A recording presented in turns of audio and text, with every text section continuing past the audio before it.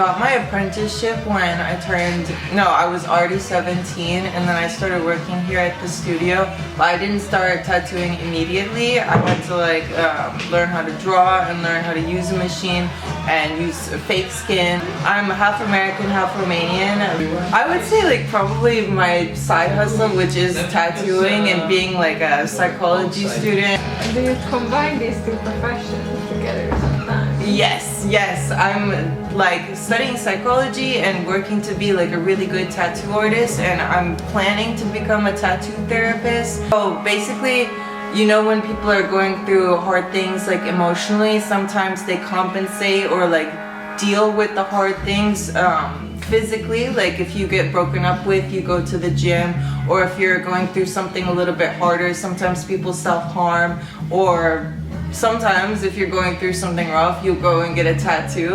And I've experienced this like on a first-hand basis, because sometimes people write me and they say like, this is happening in my life, let's get a tattoo session to help me feel better. Yeah, I have like 7 of them. That sounds pretty small, but one of them is like a full back tattoo. And then I also have like, this is my first tattoo. It's a shark. It's a painting in my room actually in Diósd in my parents' house. I like to do a lot of different things. I would say some of my favorites are like animals. I love doing animals a lot, and I like to do freehand pieces, specifically like smoke. A freehand tattoo is a tattoo that you don't really use with a stencil, which is like the guide that you use before you actually tattoo it on. But when you do a freehand tattoo, it's like marker, and then you just kind of like look at the person's body and you make a design that's like more fitting to their body, I guess.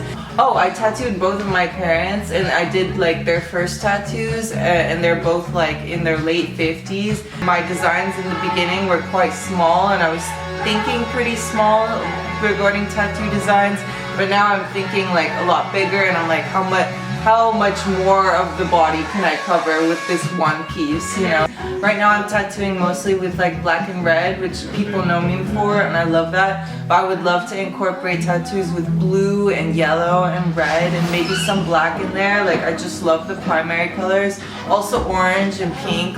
I feel really like philosophical about it and sentimental, I'm not gonna lie. Like, I'm always thinking about how when the person leaves the studio, like maybe I will never see them again, and maybe I'll never hear from them again. I think that tattoos are a really cool like souvenir or like marker in time. So I love that. Just walking around Budapest, I see something and I'm like, wait a minute, like I've done that. Like that's my shit. Every time that I do a flash for someone, I always say like, oh, this was meant for you, like it was waiting for you.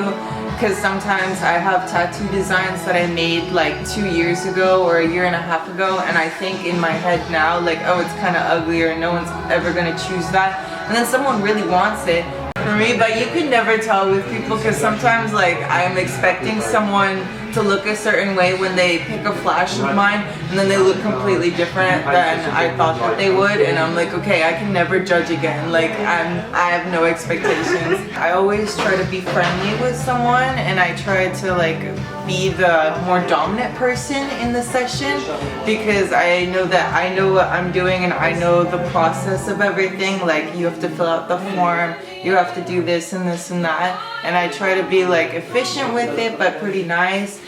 If we're already tattooing and you're wanting to take a break because it is hurting or something like that, like of course I give you time for it, but I don't recommend that we stop this session. Like, that's like the last option possible, because you probably won't come back again, or you know, it's better to just finish strong. I am hurting people, that's really difficult for me, which is like, it's funny because I'm tattooing you, obviously it's gonna hurt, but when I can see that the person's in big pain, it makes it really hard for me, because I'm sad that I have to hurt you like this. Me, I've definitely tattooed some interesting tattoos on people, and some of them are like like we had this flash day, which is like a monthly event that we do, and I did this like very fat cat on this guy, and he was a little bit like, he was drinking a little bit. We do the event at a bar, so people are kind of drinking anyway, and it was just like funny to do it. And we named the cat as I was doing it, and he was called Marvin. Oh, I did like a sunflower on this guy's head before. That was like the only time I've tattooed a head, and like shaving his head was really weird because it was different than like shaving the rest of the body. But I don't think that tattoos have a gender, and I've done minimalistic tattoos for guys and really like thick, hard tattoos for girls, and they rock it either way. So